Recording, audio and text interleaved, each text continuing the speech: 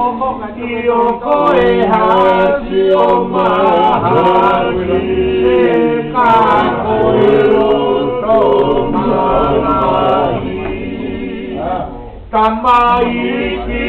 ve'ine ihe alo magere Helu helu ona utobe koe pie marikia sione Koe me ane uongoi O te wangi aki E maloi ano whae Kata rompia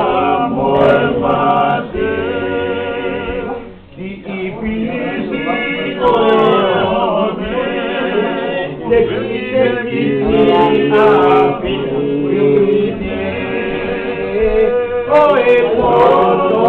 koe lose Teki okupare Tamaiki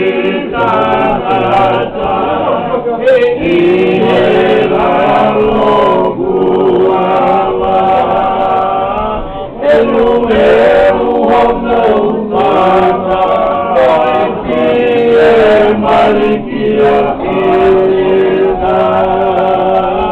Koe meane uongoi O pe maniaki Io malone opai Tata upea moe mati Tamaiki pekine E ihe lalo manere Helu helu nauto